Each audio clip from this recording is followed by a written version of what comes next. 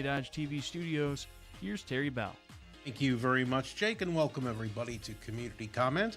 Our guest today is State Representative Mark Bourne. We'll be talking about action at the Capitol that affects us back here at the district.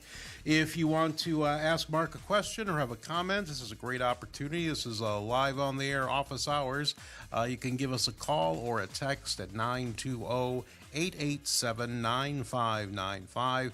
Or you can call the WBEV studio line at 885-4446. Mark, welcome to Community Comments. Good morning. Good to be with you as always on a lovely spring day. It looks like it's turning into. It's, March. You get the good with the bad. Oh, yeah. Today's the good. So snow maybe later in the week, but lovely today. Yeah.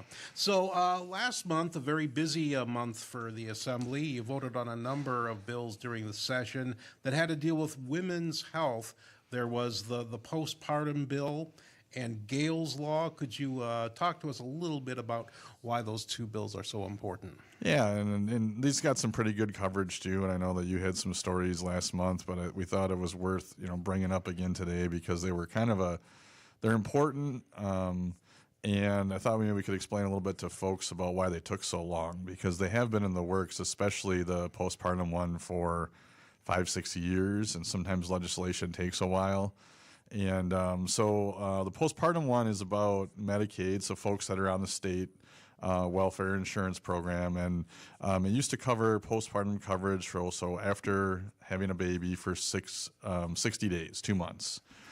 And the bill extends that to 12 months. And this is something that kind of became a national movement. A lot of states were doing it because the data really showed that there was a need. This was something that was better for moms and especially for the babies, to help moms and those families through the challenging times post-birth that happen in a lot of families. And this isn't anything that's abnormal. It's something that a lot of private insurance, commercial plans cover. And so it was good to get that done. And part of the challenge on that one, though, is that it was a little bit of an expansion of welfare. There isn't any other way to put it, right? This is a state-funded, this is paid for by state and federal tax dollars. And so the longer you extend coverage and keep someone on there, that makes that welfare program last a little bit longer.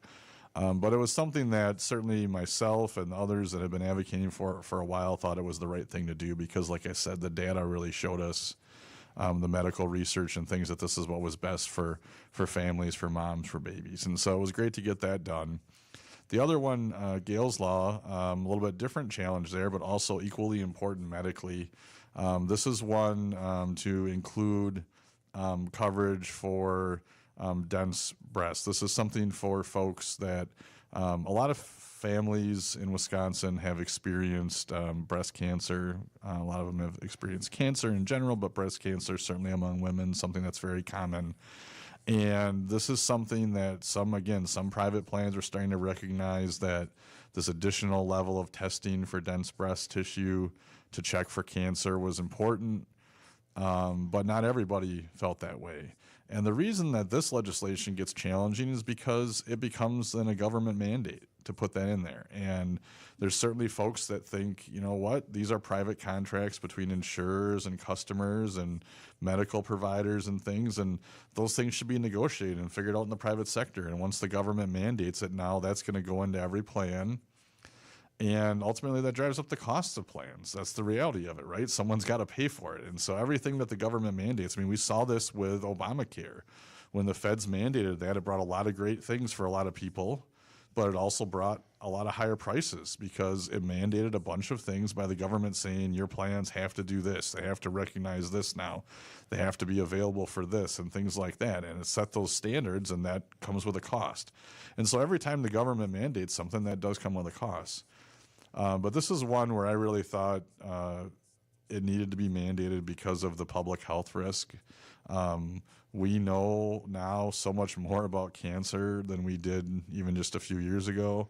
And they know that this type of testing can really help identify this breast cancer sooner, and identifying it sooner really saves lives, and hopefully ultimately would not just save lives, which is the most important thing, but should save money in the long run too, because if it's identifying these things sooner, then your health insurance, whether you're on the government health insurance with Medicare in your senior years or Medicaid as the welfare program, or if you're on a private plan, if this stuff's detected too late and they're trying to save your life, later in the game, it's going to cost a lot more. So this early detection can help save some money. It's going to maybe cost a little bit more in the short term, but hopefully overall, ultimately it'll save lives, hopefully save some costs down the road. And so we just felt that this is one where the mandate was important enough for public health to put it in place. But it's something that we struggle with in the legislature, because how often is the government going to stick their nose into these private contracts? And that's a fair question. Mm-hmm.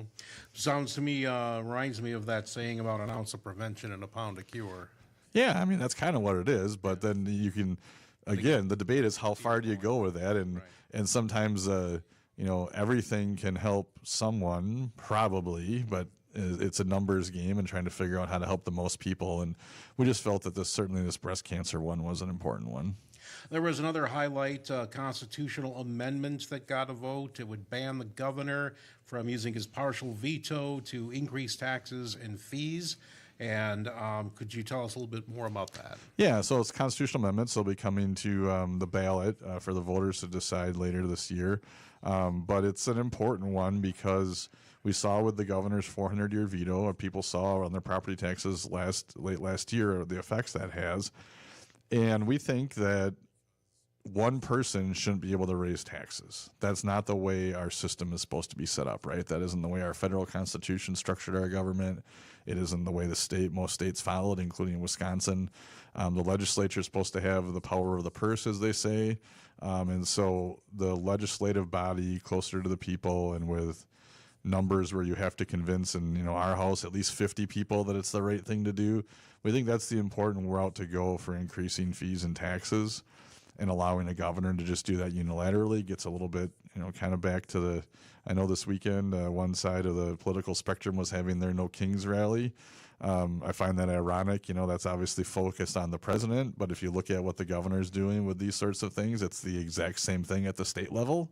And so I don't know how the protesters would feel about the king that's trying to act here in the state level, but that's exactly what's happening. When you have one person making that decision, that is kind of going back to that king-like structure. And that's not the way our government was created. It's not the way our nation was founded. And so I think it's important to put this before the voters and say, hey, what do you think? I mean, is this something that we want to have, or do we want to make sure that the legislative body is having to deliberate and have a majority really decide if your taxes and fees are going to be raised in the state? Should Wisconsin just do away with a line item, or this powerful line item veto that's often described as the most powerful in the country? It's a good question. I mean, with the way it's been abused lately, it's almost hard for me not to knee-jerk reaction and say yes, but I want to be a little bit cautious on that because it's been around for a while. The veto is an important tool for the executive. I think it would maybe be better than getting rid of it would be to scale it back a little bit to be more what it's supposed to be. And again, not allowing someone to be a dictator, but allowing someone to make changes, that are part of the process. And so I think if it was being utilized the way it was more supposed to be, the way it was enacted years ago, I think it would be fine. So we've had a couple constitutional amendments that have curtailed some of that back in the Vanna White, Frankenstein veto days of I think that was maybe the 90s. So we're hopeful that the voters will take a look at this one and feel the same way, and I think that's the best route. In the meantime, lawmakers are looking to remedy the 400-year veto that you mentioned a moment ago. Yeah, I mean, that's, again, an automatic tax increase for 400 years, and also that's the most important component too. But I think also just the discussion of school funding is something that should be done every budget. It shouldn't be automatically built in, and that's what this veto did. This automatically increases $325 per pupil every year for 400 years. We should be talking about every budget what the right amount is. Maybe $325 per pupil is too much. Maybe it's not enough. And we should also be talking about what's the right level of funding. The state's had a goal for a long time to do 2/3 funding. We're still meeting that goal right now this year. And so how much of that increase, whether it be 325 or more or less per pupil, should be funded by the state and how much by the locals.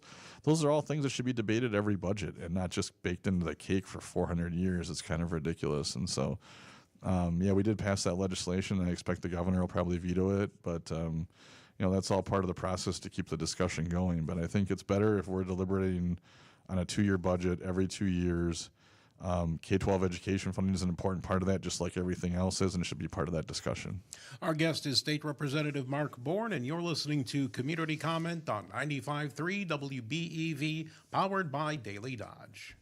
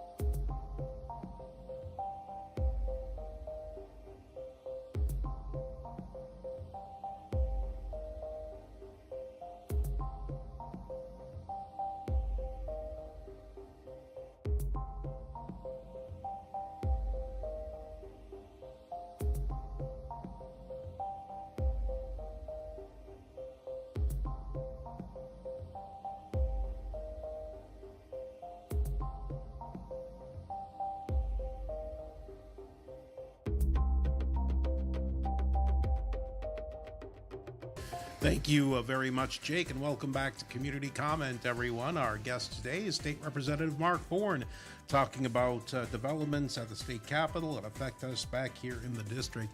If you want to ask Mark a question, offer up a comment, now is a great opportunity for you to do that. You can call us or text us at 920-887-9595. Or you can call the WBEV studio line at 885-4446. Well, in your district, Mark, the hot topic is data centers. And talk about where we're at from the state level with that and down here at the local level, too. Yeah, and so it's something that we've discussed a lot on this program already, of course, because like you said, it's definitely the hot topic here in the Beaver Dam area, and rightfully so, with the major development going on. And I know the council's considering a smaller data center now, too, which just kind of adds to the mix in the discussion. And so a few things. I think that I've been concerned with the level of misinformation that's out there. It's very concerning. There are groups that are, well funded by environmental groups and stuff that are really pushing a lot of information that just doesn't seem accurate, or clearly is not accurate, or is based on things in general that aren't necessarily applied to the data center that's building in the area.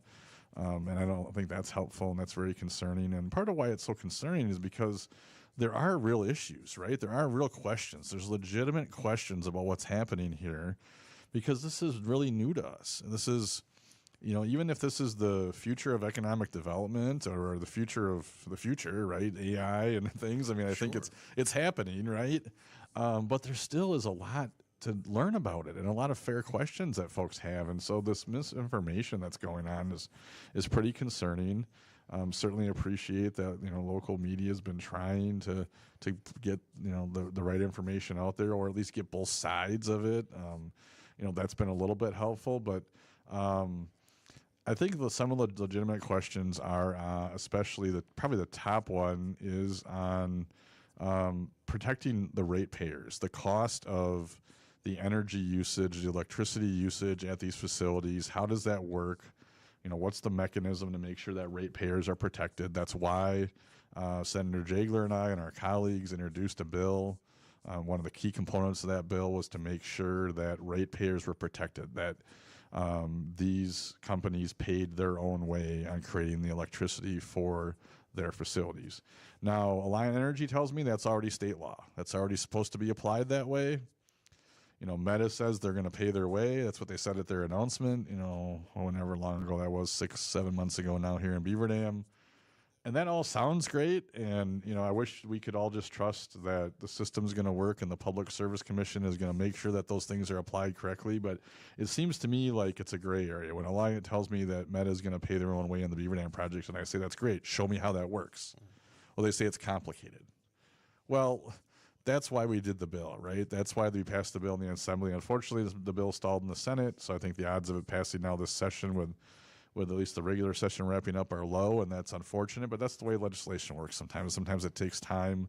Legislatures aren't any different than the general public on this new stuff, right? We're all trying to learn about it. It's all happening fast and changing rapidly, and so I'm going to keep advocating for that. I think that both the protection for ratepayers and the protection for water and stuff in that bill was important, and I'm going to keep advocating for that bill. The second bill I think that's important, and from what I've been hearing from locals, is there's a bill that would say these non-disclosure agreements that the local officials signed. They didn't do anything wrong at the time. That's the way this stuff was working.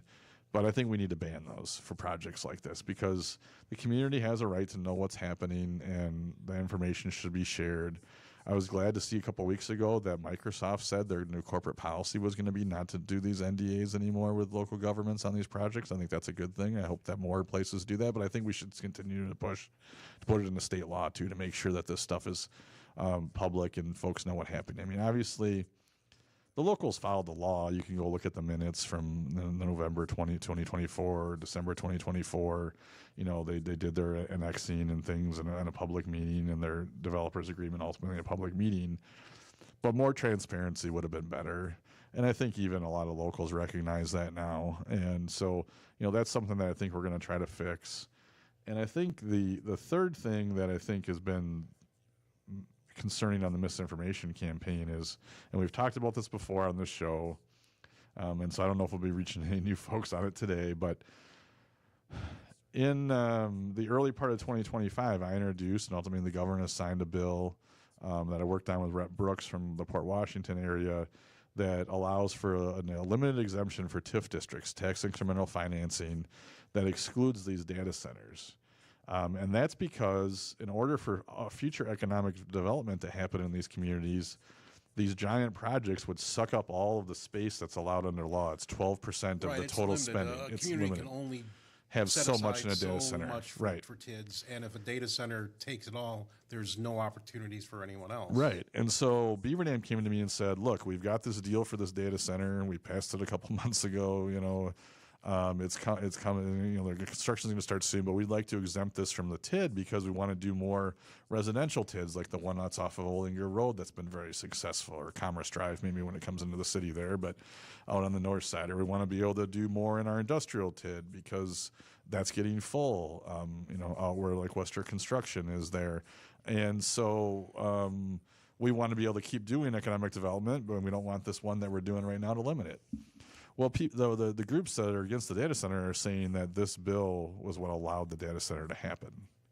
And they've got it backwards, right? Like the data center was already happening. The city did that in November and December. And then they came to me in early 2025 and said, hey, can we exempt this? And the governor signed it in like April or May, months later. But that's what I'm talking about, where the people are distorting things or just outright lying. Either they don't understand how it works or they're just outright lying. And that makes it so much worse because then folks don't know what to believe, because obviously in that case, they're just wrong. Like the bill was signed by the governor months after. Construction had already started by the time the bill was signed by the governor. That bill obviously didn't make that project happen. But when they're muddying the waters with all this distortion, folks don't know what's true and what's not anymore, and it's hard to tell. And that's a real problem when there are legitimate issues. There's legitimate questions that we need to figure out for not just Beaver Dam, but for the whole state. This is more the future. These data centers are something that are helping us with our businesses. I heard you talking this morning about your challenges in your classroom with whether folks are using AI and stuff or not. This is the future. And you talked about how you're trying to figure out how to incorporate it into things because it's what's happening, right? And so we got to figure this out, and having people just outright lying or saying misleading things about what's actually happening is not helpful. Our guest is State Representative Mark Bourne, and you're listening to Community Comment on 95.3 WBEV, powered by Daily Dodge. This week's 1430.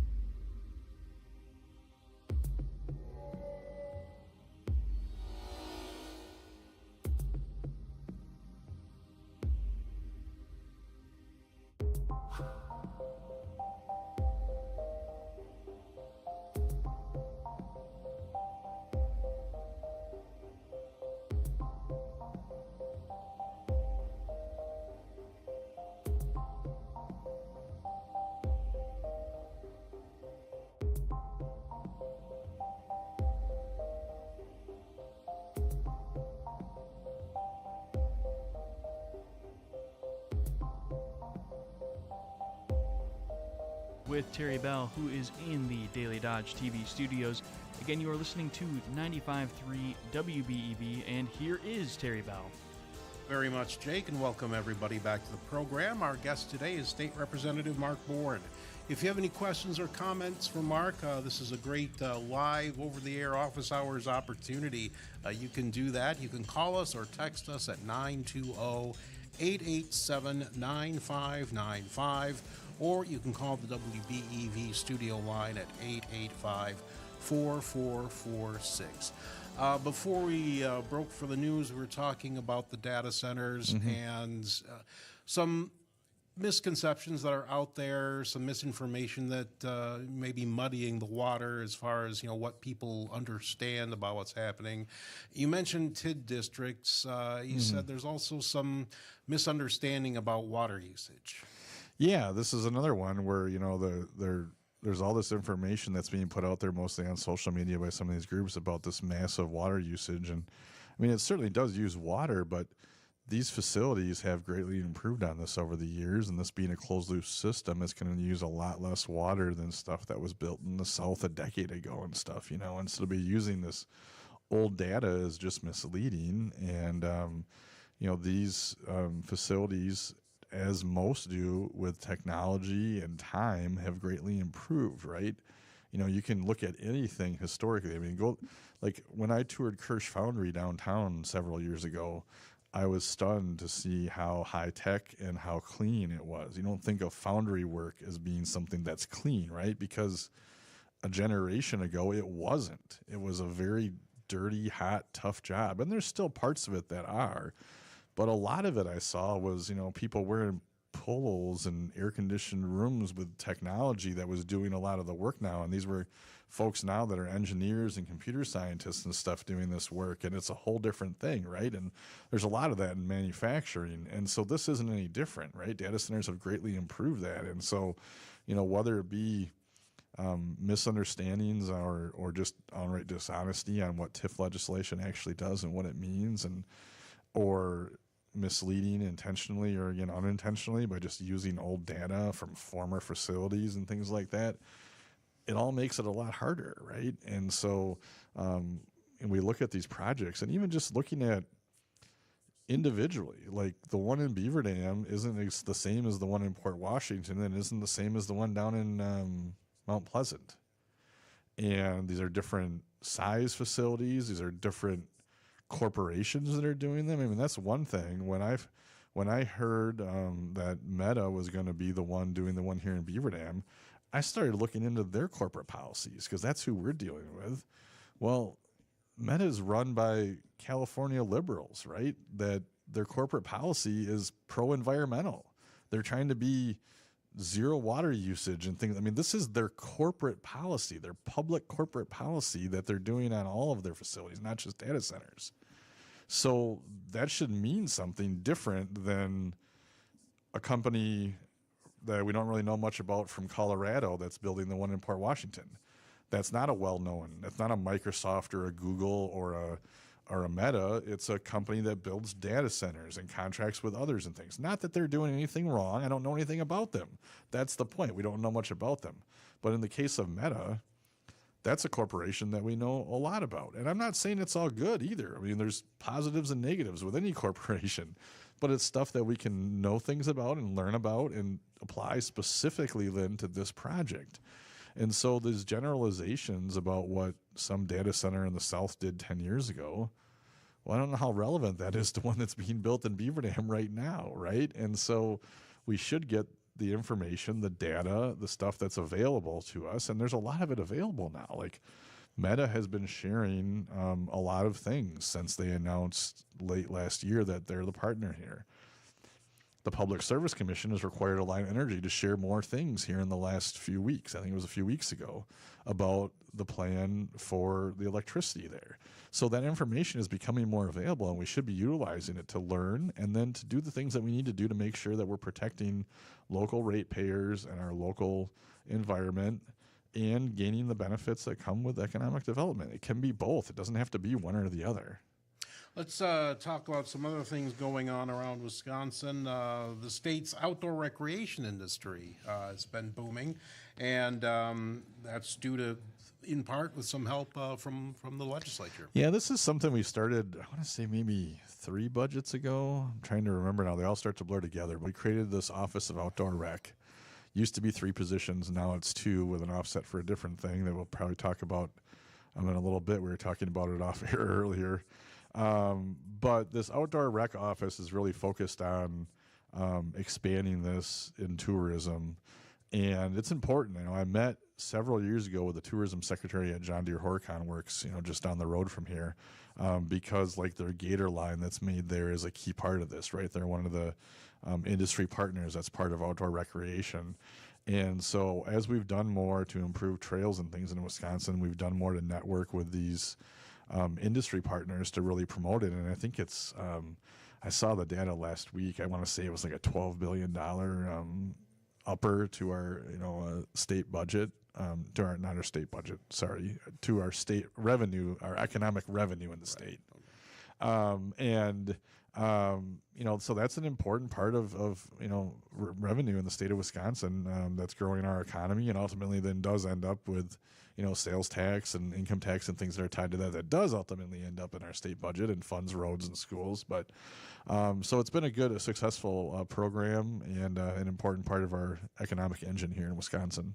Excellent. And along those lines, Wisconsin has a new film office, and this might be an opportunity for some more, let's face it, it's kind of cool to think that movies are being shot here. There was one shot in Columbus about 20 years ago. Yeah, Columbus and Beaver Dam a little bit. They used the hotel downtown, the Johnny Depp, John Dillinger movie. I can't remember what the name of the movie was right now, but it was Columbus, and they used Hotel Rogers and Beaver Dam for some of their shots. That slipped my mind.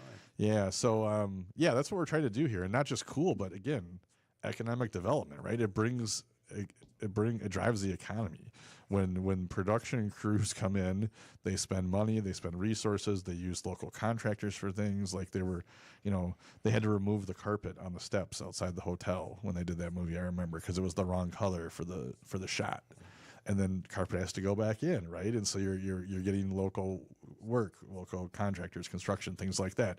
And so that all drives it. And so that's what I mentioned. We were talking off air earlier about this because there was a story on the news this morning about this office that's been created, and that's why Outdoor Rec has 2 positions now. Because when I met with the secretary and they really were pushing this office of film production, I said, how about if we borrow, rather than create another position? We know that's a good thing. We want to keep Outdoor Rec going, but how about if we take one position from there, create this? She said that was a fair compromise to keep both of them, strong, hopefully. And so now we've got some tax incentives up to $5 million annually. Total, I think it's capped at $1 million per production, and they would obviously have to earn those tax credits with rules that are put in place through WEDC, but it would bring that economic development, spur things, and they'd get some tax credits out of it. And so that's the thought, and hoping to get more opportunities like that. And then, maybe some more in the Beaver Dam area. I know there was a lot of folks that went out and got to see it, and some folks that got a chance to be in it as some in the Columbus areas, because they were looking for just regular folks to, shoot some of the crowd scenes and stuff. So those are exciting opportunities. And I would think you mentioned economic development. What kinds of jobs would come along with this? I would think that a film crew would hire people locally to do things that, they're not going to bring the entire production crew out with them from Hollywood. They're going to, contract out jobs locally. Right, yeah, just as you see the same thing even with concerts where you have roadies that get hired locally and stuff. So they'll do the same type of stuff. Obviously, some stuff are going to come from the production studio from Canada or California or wherever it comes, but they're going to hire a lot of day-to-day operational people to help them with the crew stuff. And then there's also the money that they spend, they're going to put the crew up somewhere, right? So now you're in a hotel somewhere in the region, you're creating local room tax. All of these things bring money to the locals, whether they're buying gas, whether they're going out to eat. We see it with the massive construction crews at the data center now, not to get back to the data center, but I'm hearing at least anecdotally from places where they're eating in town and stuff like that, and because they're staying here during the week. And so that's all bringing revenue, and that's what these film production stuff, they bring in crews, create some of the revenue. They hire locally to create some of the revenue. So there's a lot of opportunity there. We're talking with State Representative Mark Bourne on this edition of Community Comment. We need to take a quick break, but we'll be right back. You're listening to 95.3 WBEV, powered by Daily Dodge. How about with the 2020?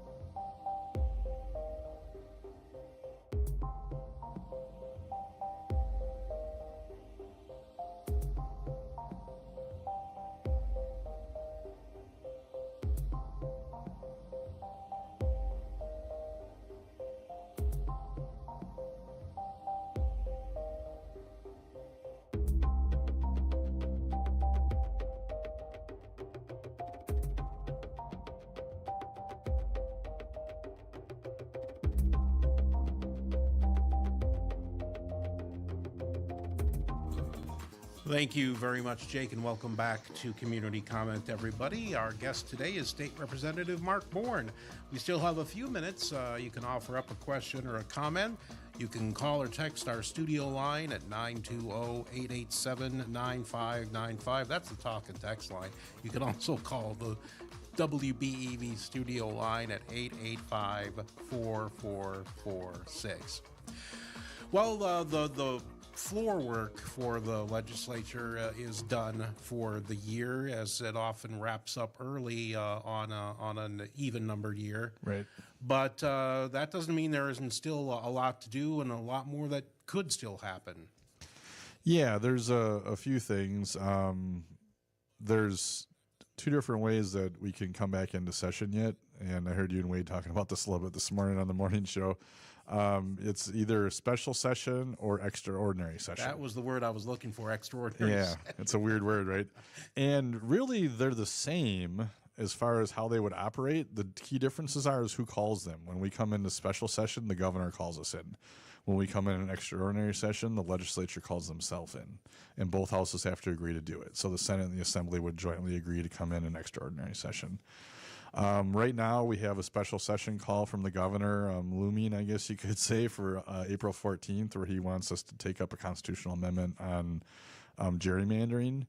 And so there's discussions that are ongoing with that. We've been, the legislature's leadership has been negotiating with the governor's staff on what that could look like. I think we've got concerns on the way he wrote the legislation. But we're in talks to see if we can come to an agreement on that. So it's possible we could be in April on that matter. I think it's also possible that we could be in an extraordinary session where the legislature would call ourselves in April to basically spend the surplus. The state has a surplus. We've talked about it before. It's about $2.5 billion. Strong revenue, strong economy, some of that outdoor recreation money into the economy that we were talking about, as well as other things. And so we're right now, the leadership in the Senate and the Assembly is in active negotiations. I was in meetings last week with the governor's folks and with the Senate trying to work out a deal on that. And so I'm hopeful that we'll come to a deal. Even if we don't, I think it's likely the legislature will come in and put some probably special education and some tax relief, special education funding and tax relief on the governor's desk. But those are the key components that are being talked about right now in the negotiations. And I'm hopeful we'll reach an agreement because I think it's super important to return as much as that surplus to the taxpayers as possible. Affordability is a real issue. You know, bills are high, inflation's still high. Gas prices are high now with the national and international challenges that are out there.